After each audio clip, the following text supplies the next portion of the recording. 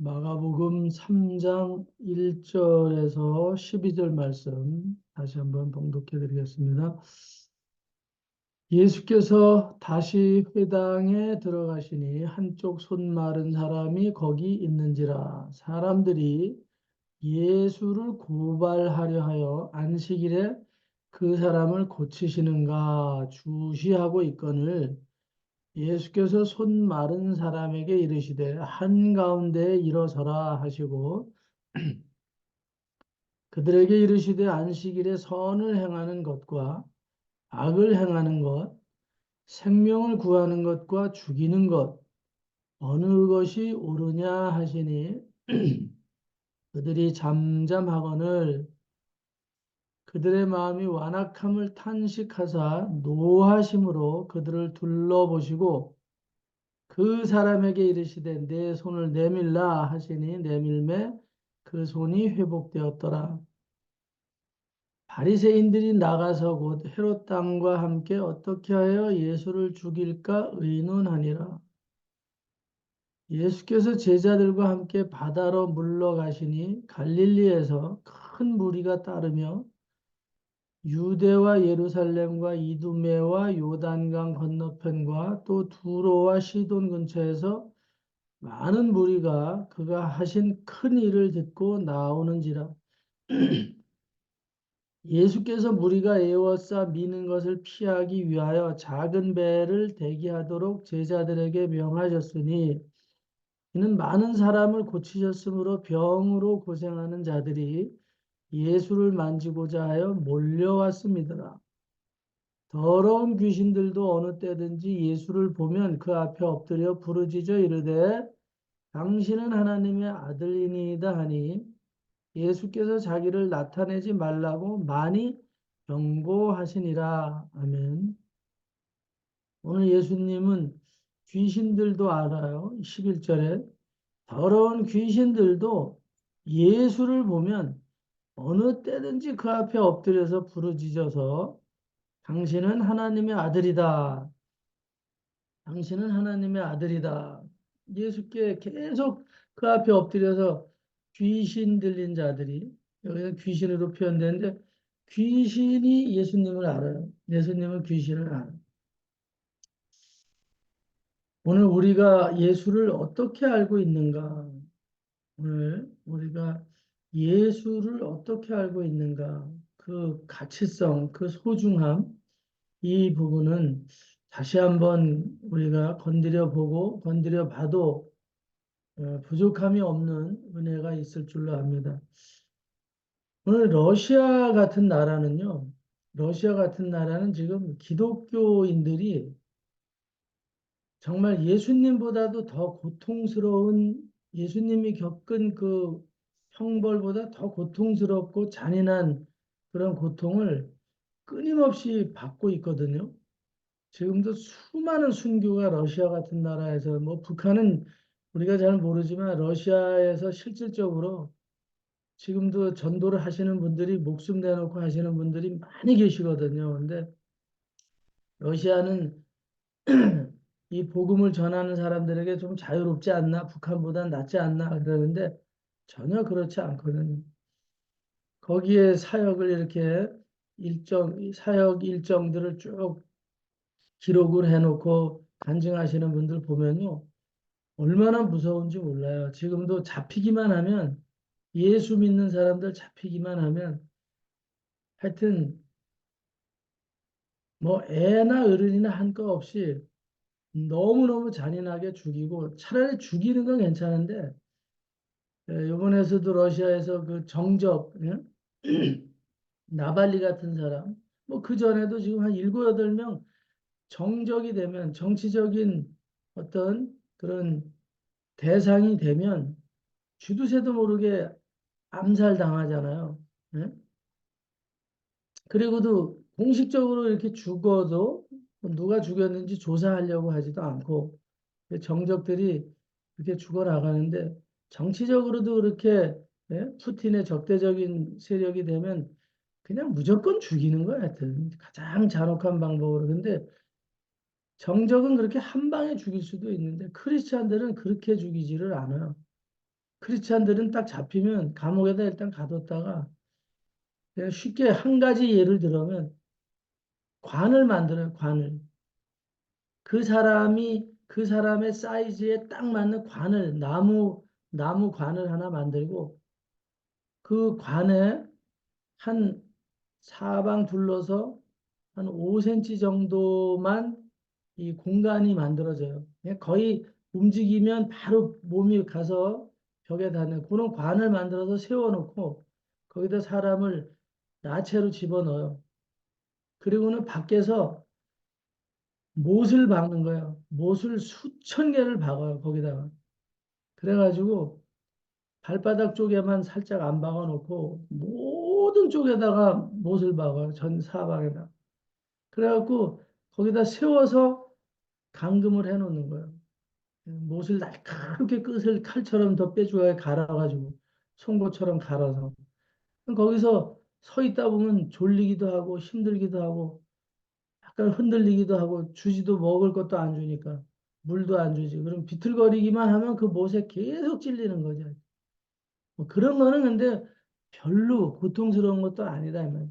그 좁은 공간에서 몸을 옴짝달싹도 못하게 하는 데다 놓고 못을 바깥에서 하여튼 뭐 사방을 다 못을 때려 박아 놓는 거예요. 수천 개를.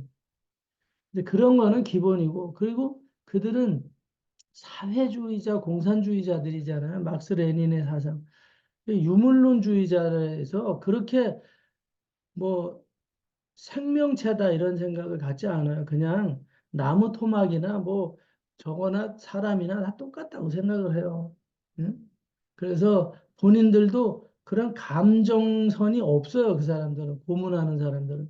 그냥 그렇게 무조건 괴롭히는 일을 머리를 써내서 대많이 괴롭히는 자가 이제 이, 이 고문의 아주 으뜸인자로 이렇게 선정이 돼서 끌어가죠. 오늘 우리가 예수가 뭔데 예수를 믿다가 그렇게 고통을 당하나? 그 러시아 사람들에 국한된 거는 아니지만 가장 아주 극악한 고문을 당하는 나라 중에 하나가 이 러시아. 지금도 예수를 알지 못한다 이 말이죠. 어느 혁명이 일어나기 전까지는 사실은 이 공산주의, 사회주의 혁명이 일어나기 전까지는 사실은 예수를 몰랐던 나라가 아니거든. 구소련 이전에 그 이전의 나라들은 정말 전원적이고 그랬던 나라가 이 러시아잖아요. 하여튼 오늘 그 예수가 뭔데 그렇게 끌려가서 그냥 성적으로 짐승같이 여성들은 잡히면 폭력을 당하다가 그냥 걸레처럼 죽여버리고 폐기시켜버리고 이런 수많은 사건들이 지금도 계속 벌어지고 있어요. 그 예수가 뭐냐? 어떤 사람 한 사람을 열차 안에서 만나가지고 어떤 사람이 전도를 했어요. 러시아에 가서 그랬더니 예수를 아느냐 그랬더니 안 돼. 너무너무 반가워하고 그래서 예수에 대해서 잘 아는 줄 알았더니 할머니가 예수를 믿다가 돌아가셨는데 할머니가 그 예수님의 사진을 한 장, 이렇게 그린 사진을 한 장, 예수님 성화를 한 장 주셨는데 그 할머니가 늘 그 예수님 사진을 보고 기도하고 이런 모습 때문에 예수를 안다라고 생각을 한 거예요. 근데 그분의 생애나 이력이나 그분의 뭐 신성이나 영적인 세계 이런 거는 하나도 누구한테 들은 적이 없는 거예요. 그런데도 그렇게 예수가 좋더라. 그래서 그 예수에 대해서 이력을 얘기해주고 그의 역사를 얘기해주고 그랬더니 그냥 완전 대성통곡을 하고 내가 그림으로만 알던 예수님을 이제는 진짜 마음으로 알게 되고 그 예수님을 나는 죽는 날까지 사랑할 것이다. 하여튼 지금 이 러시아 땅에는 복음을 전하고 예수님 얘기만 해도 하나님의 영이 어떻게 움직이는지 모르지만 그렇게 잔혹한 핍박이 있는 이 가운데서도 예수 얘기만 하면 그냥 막 물에 얼음이 녹아내리듯이 그렇게 스펀지가 물을 흡수하듯이 그렇게 예수를 흡수하듯이 믿는 사람들이 얼마나 많이 일어나는지 모른대. 위기적인 상황에서 예수는 오늘 우리가 하지 못했던 일들을 지금 영적인 세계에서 열어놓고 있는 거예요. 그들의 마음 문을 열어놔서 누가 예수 얘기만 해도 그냥 믿으려고 하는 이런 일반인들이 너무 많다. 그 공산당원 중에도 많이 있고 그렇다는 거 이제 전달을 하는데 오늘 우리는 어떤 예수를 알고 있냐 이 말이죠. 우리는 어떤 예수를 알고 있냐. 우리는 예수에 대해서 역사적으로도 알고 있고 이 성경을 다 가지고 있기 때문에 예수가 무슨 일을 했는지도 알고 있고 예? 예수를 믿으면 어떻게 되는지도 알고 있어요. 근데 그런 역사적인 히스토리를 전혀 모르면서도 예수 얘기만 해도 막 눈물을 흘리면서 그분을 자기는 꼭 만나고 싶고 그가 그런 분이냐 이렇게 오늘 무너져 내리는 그런 복음의 현장이 있다 이 말이죠. 오늘 우리는 예수를 어떻게 알고 있느냐? 우리는 예수를 잘 소개받고 있어요. 너무 잘 소개받고 있거든요. 그래서 예수가 누군지 너무너무 잘 알고 있어요. 성경을 몇 독씩 했고 예수에 대해서 진짜 잘 알고 있어요. 우리나라처럼 신학에 열심을 내고 신학교가 우리나라처럼 이렇게 많은 나라도 없죠. 선교사가 전 세계 랭킹 2위를 차지하는 나라가 대한민국이란 말이죠. 인구 비율로 따지면 세계 최고가 우리 대한민국이 크리스찬 국가라 이 말이죠. 인구 비율 밀도로 따지면 대한민국이 제일 많이 예수를 믿고 선교사 파송이 제일 많은 나라예요. 사실은 교회 수도 대형 교회가 10대 손가락 안에 드는 교회는 다 대한민국에 있고 단일 교회로서 10만 명이 넘는 교회가 다 한국에 있거든요. 오늘 그런 나라에서 예수를 어떻게 알고 있느냐? 오늘 우리는 예수에 대해서 소개를 받으면 흥분하지 않아요, 별로. 우리 지금 믿음이 있는 사람들은 특히 더 그러죠. 예수 나 믿어요. 이런 사람들한테 예수에 대해서 얘기해보라 하면, 뭐, 다윗의 후손이요. 응? 엄마, 아버지가 누구고, 뭐, 신학적으로, 성경적으로, 모르는 사람이 없어요. 대부분 다 알거든. 그분은 이런 사람이에요. 어디서 태어났고, 응? 뭐 이런 걸 다 아는데, 그 아는 것에 대해서 그냥 흥분하거나 막 전율할 만큼 그분을 소개받았을 때 그렇게 인식하는 사람들이 별로 없다 이 말. 아, 그래요? 별 뻥이지. 어떻게 신이 사람이 돼서 이 땅에 오십니까? 뭐 이제 이렇게 논리적으로 대적하고 막 그런단 말이에요. 그리고 오늘 믿는 우리 자신도 예수를 소개받은 거에 대해서 막 그분을 지금 내가 이제 그렇게 해서 소개를 받아서 그분이 나의 친구가 됐다라는 이런 사실에 대해서 이론적으로는 논리적으로는 알고는 있는데 그분이 나의 친구까지 된 이 사실에 대해서 뭐 우리의 영원한 생명의 심판주가 됐다. 영생의 이 근원이 되시는 분이다. 뭐 여기까지는 못 나가더라도 그냥 그런 분이라는 걸 소개만 받아. 그래서 우리 일상에 작은 도움도 될 수 있다. 그 정도만이라도 제대로 인식을 하고 가는 사람들이 몇 명이나 있나 이제 그런 생각을 하는 거죠. 이름만 들어도 막 무너져 버릴 정도로 통곡을 하고 감사하고 성령의 역사의 체험이 막 일어나는 이런 국가의 사람들이 있는가 하면 예수를 그렇게 잘 알고 소개하고 지금도 오늘 이렇게 우리가 예배하고 있으면서도 예수에 대해서 그분이 나의 친구가 되고 구세주가 되고 메시아야 되는 거에 대해서 막 날마다 날마다 우리에게 기쁨이 넘칠 만큼 흥분되고 오늘은 그분하고 또 어떤 교제를 이루어 나갈까? 그분이 나에게 뭐라고 말하실까? 그분이 나의 손을 잡고 어디로 오늘 이끌어 갈 것인가? 막 이런 어떤 기대치가 우리에게 얼마나 있느냐? 한번 생각해 보는 아침이면 좋겠습니다. 오늘 목회의 정도라는 제목으로 하는 이유는 뭐냐면 3장 1절에서부터 여러분들 읽으셨으니까 오늘도 예수님 회당에 들어가셔서 회당이라는 것은 유대인의 전통이 가르쳐지는 곳이에요. 하나님을 말씀하고 하나님의 백성들이 어떻게 사는지를 늘 강론하는 곳이 회당이란 말이죠. 그 회당에 또 들어가셨어요. 또 들어가셔가지고 거기서 보니까 손 마른 여인 하나가 있어요. 이게 바리새인들이나 사두개인들이 유대인들이 의도적으로 여기다 갖다 놓지 않았나 싶어요. 손이 아주 고통스럽고 손에 지금 마비가 일어나가지고 아주 힘든 한 여인을 한번 예수님이 이 회당으로 온댄다. 우리 한번 어떻게 하나 두고 보자.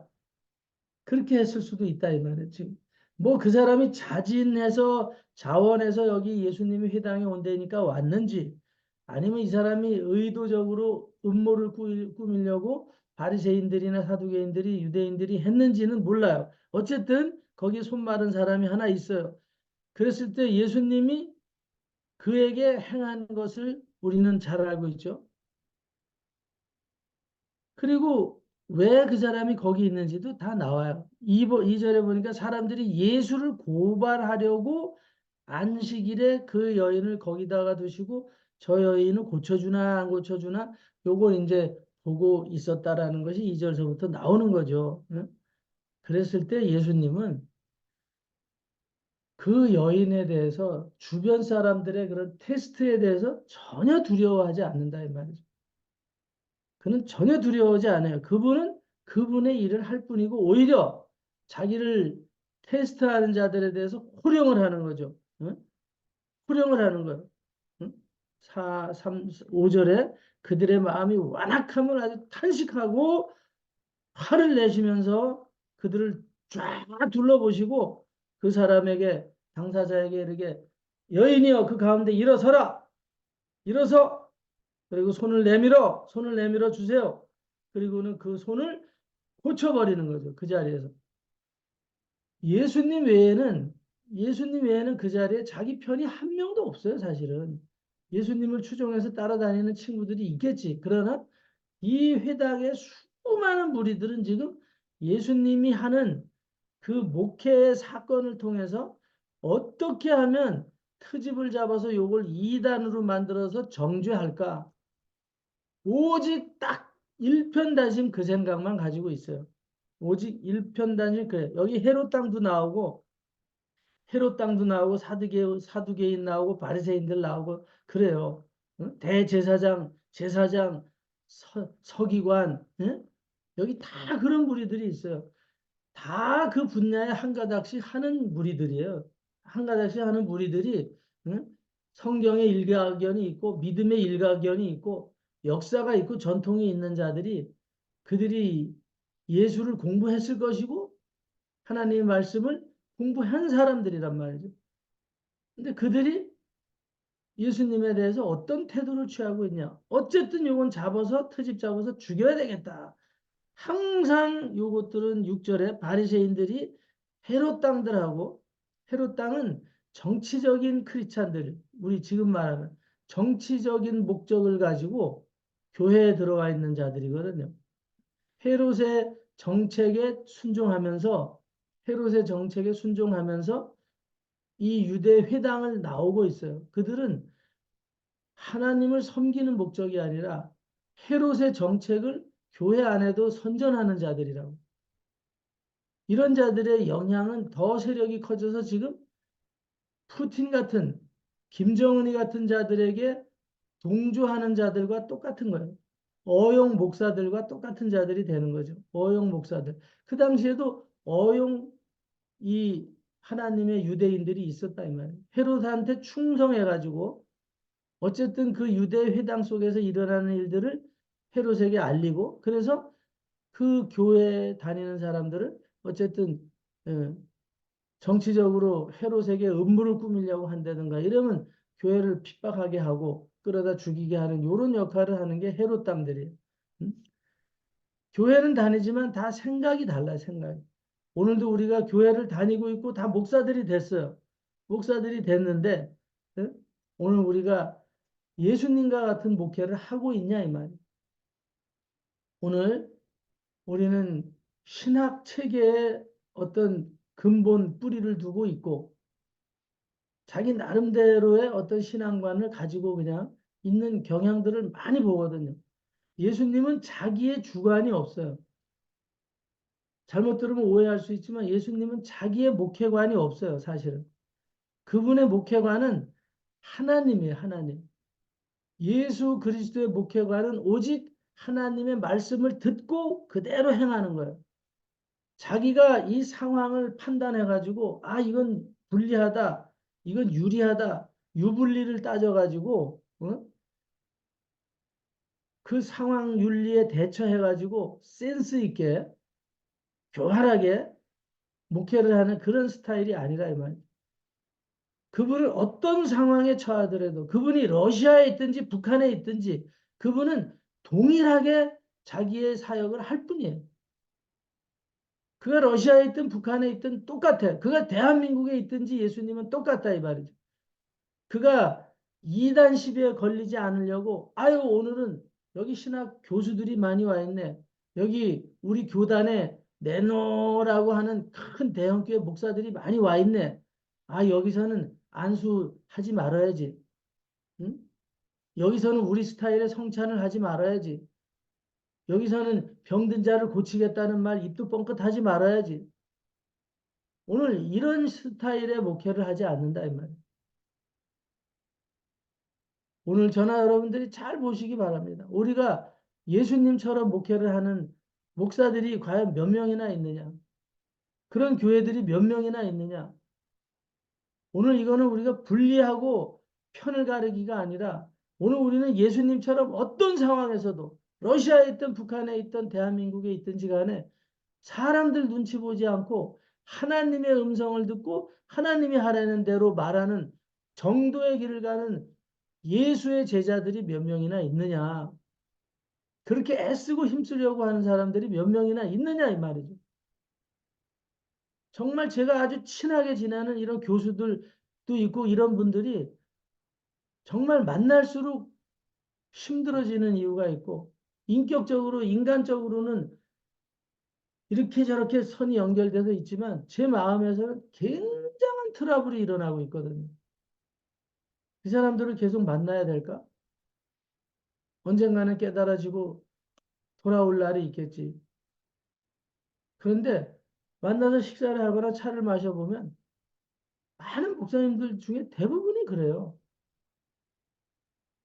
목사님 사역은 늘 그거 하고 계시죠? 그거 하고 계시죠? 그럼 뭘 하고 계십니까?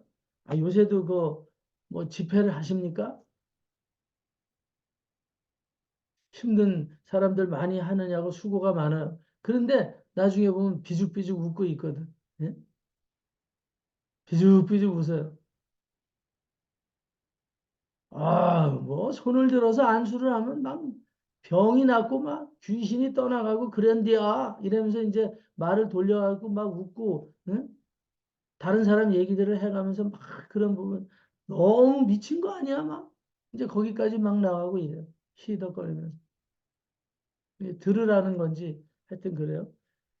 오늘 우리가 예수님이 하라고 하지 않는 어떤 사역을 아무리 그런 아픈 사람이 있더라도 예수님이 귀신 들린 사람이 있더라도 예수님이 손대지 말라 하면 손댈 수 없는 거고 예수님이 고치라고 하면 고치는 거고 오늘은 말씀만 전달하라고 하면 전달하는 거고 그런 거거든요.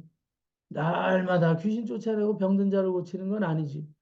그런데 한 번이라도 그런 일을 하면 이거는 질타의 대상이 되고 이단 시비에 오르내리고 은사주의 목사야. 이래갖고 아예 목회적인 인격자들 반열에서 자기네들은 다 빼버려요. 그런 사람들.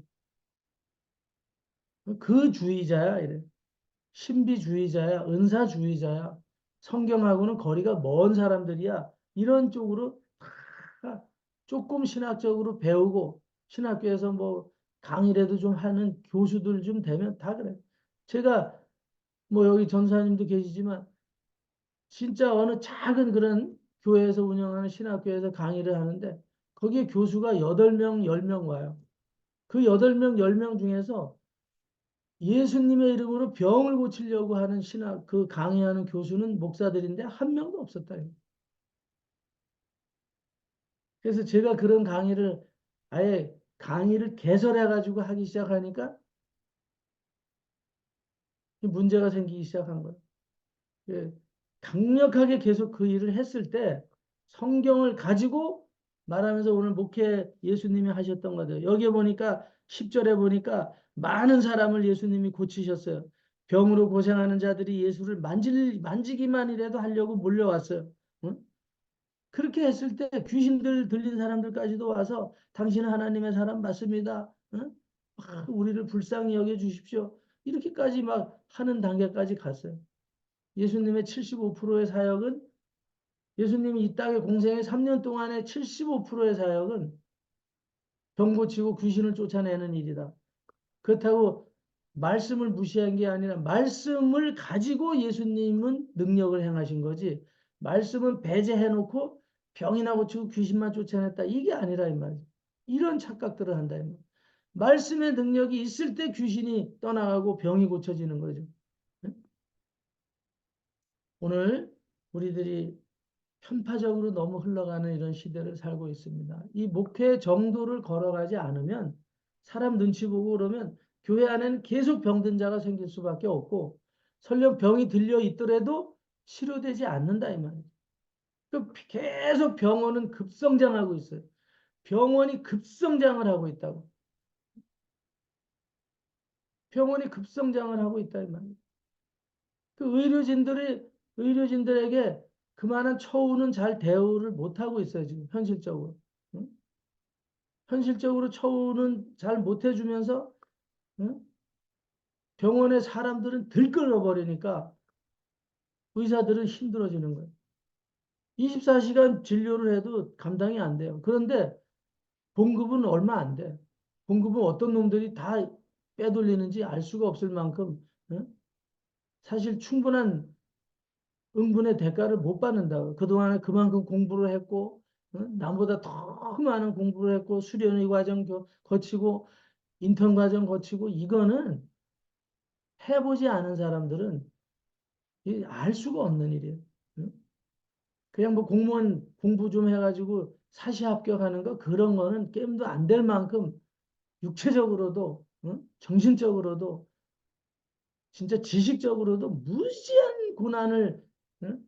이 수련의 과정들이 있다 이 말이죠. 24시간 거의 잠을 못 잘 정도로. 이런 부분들이 잘 해결 안 되기 때문에 지금 이런 파업이 일어나고 하는 건데 잘 조정이 됐으면 일단 좋겠습니다. 어쨌든 병원에 의사들이 모자랄 만큼 사람들은 인산인해로 병든 자들이 지금 삼성이나 예? 우리나라 대형 병원 뭐 얘기할 것도 없잖아요. 얼마나 많이 줄을 서 있어요. 1년, 2년 밀려 있는 환자들도 예? 대기자들도 오늘 교회들이 예수님처럼 보는 대로 그냥 병 고치고 누가 뭐라고 하든지 일어나세요. 일단 교회 안에 예배 드리다가도 신음하고 고통받는 사람이 있으면 일단 고쳐주고 응? 선포하고 막 그렇게 가면 오늘 얼마나 사람들의 삶이 행복할 것이냐. 예수님의 목표는 하나님이 창조해 주신 이 피조물들의 행복이에요. 행복. 기쁨. 그들이 고난당하는 것 계속 두고 보기를 원하는 하나님 절대 아니라는 사실. 오늘 우리가 연단을 잠시는 받을 수 있어요. 그렇지만 오늘 그 연단을 통해서 반드시 승리하기 위한 거지. 그 고난을 통해서 도태에 빠지고 고난에 빠져서 허우적거리라고 하나님이 하시는 분이 절대 아니라 이 말이에요. 그러니까 예수님도 오셔서 닥치는 대로 다 고쳐주시는 거예요. 닥치는 대로. 그리고 그 반대 세력은 어찌하든지 이를 악물고 그런 짓을 하는 것을 이단시 만들고 응? 잘못된 길을 가는 목회자들로 치부해버리고 끝까지 가서 예수님은 죽여버리는 대상으로 삶아버린다. 하나님의 나라의 능력을 행하는 자는 다 죽여버리려고 하는 그 세력들은 이게 그리스도의 세력인가? 오늘 우리들이 타이틀은 그럴듯하게 다 갖고 있는데 그들은 도대체 누군가? 러시아의 푸틴보다도 더 잔혹한 일들을 영적으로 하고 있는 존재들이 이 땅에도 널려 있다는 거. 오늘 꼭 푸틴 같은 자들만이 공산주의 사상만을 갖고 있는 자들만이 오늘 크리스찬을 핍박하는 것은 아니다. 예수를 핍박하는 자들이 아니다. 오늘 오히려 신학을 하고 신학교에서 강의를 하고 그들에게 배워서 월등한 목회자들이 됐다고 하는 그들 무리 가운데서 더 많이 오늘 헤롯 땅이 나오고 사두개인들이 나오고 바리새인들 파의 사두 이 제사장급들이 얼마나 많이 나오냐. 거기에 영향을 받은 그런 교회들은 또 얼마나 많이 그 목사의 말을 따라서 예수님을 대적하면서도 자기들이 크리스찬이라고 말하고 살고 있느냐. 오늘 저와 여러분들이 목회의 정도는 무엇인가? 오늘 예수님은 어떤 상황에서도 목숨을 걸고라도 죽음을 각오하고라도 하나님의 뜻을 굽히지 않고 고난당하는 자를 살려내는 것이다. 생명의 말씀을 공급하고 실질적으로 입만 말과 입으로만 떠드는 것이 아니라 행동으로 하나님이 살아계심을 능력으로 나타내는 것. 그래서 고난당하는 자들이 행복하고 구원을 이루는 것. 그 길을 열어주는 것. 이것이 목회의 정도다는 것. 오늘 우리가 세계적인 추세를 보고 이 나라의 영적 위기를 잘 분별해 보시고 말씀 중심으로 예수님 따라서 기도하시고 함께 손잡고 달려가시는 정말 독립투사와 같은 그런 하나님의 종들로서 오늘도 당당하게 승리하시기를 예수님의 기쁨이 되시기를 예수 그리스도 이름으로 축원합니다. 기도합니다. 하나님 감사합니다. 영광을 받아 주시고 오늘 우리를 강력하게 예수님의 정도만 따라갈 수 있도록 손잡고 놓지 말아 주시고 온전한 분별의 영을 가지고 이 시대의 흐름을 잘 분별하게 해 주시고 오늘도 러시아와 같은 곳에서 정말 목숨을 걸고 잔혹하게 고통받으면서도 복음을 전하고 그 복음을 받아들이는 무리들이 있다는 이 사실로 위로를 받으며 오늘 우리도 그 길을 함께 갈 수 있도록 은혜 위에 은혜를 더딥혀 주시고 능력 위에 능력을 더딥혀 주시옵소서. 예수 그리스도 이름으로 감사하고 축복하고 기도 올리옵나이다. 아멘.